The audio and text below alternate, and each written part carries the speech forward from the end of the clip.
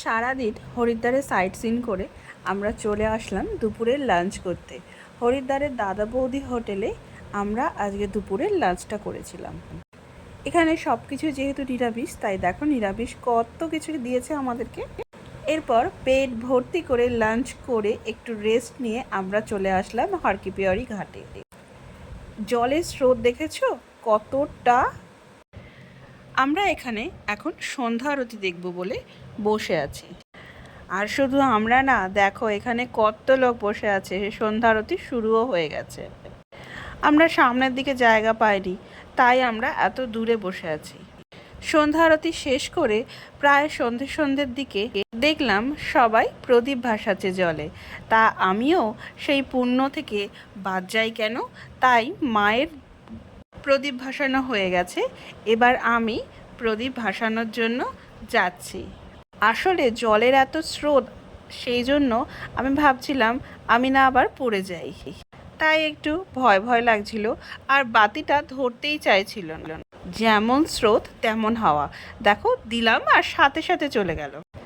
আমার এই বাতিটা কিন্তু অনেক দূর গেছিল। রাতে তো ভালো করে আমি ঘাটটা দেখতেই পারিনি, তাই আবার পরের দিন সকালবেলা আমি এসেছিলাম।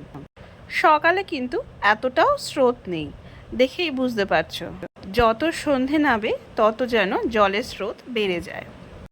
এগুলো হলো হরকিপিয়ারি ঘাটের মন্দির।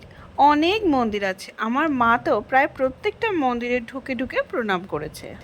আমি বাপু অত মন্দিরে ঢুকিনি, আমি বাইরের দিকেই ছিলাম আর একটা দুটো মন্দিরে ঢুকেছি। কিছু কিছু মন্দিরে আবার অর্পিত ঢুকেছিল।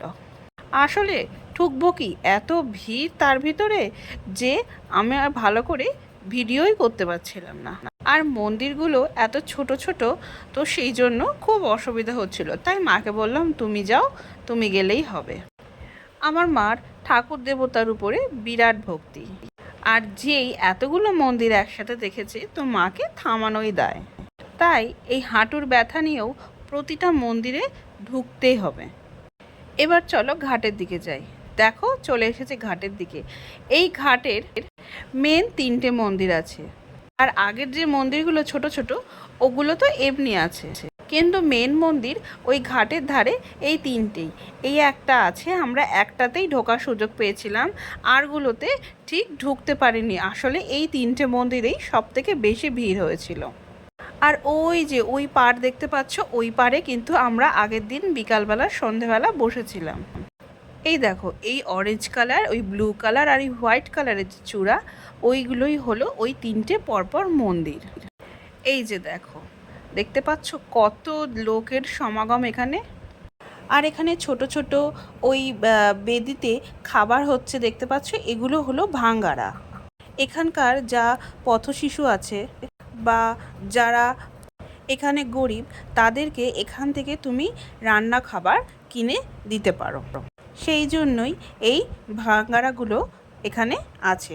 ওরা কনস্ট্যান্টলি খাবার তৈরি করে যাচ্ছে, যে যেমন টাকা দেবে সে তাকে তেমন ওরা খাবার দেবে।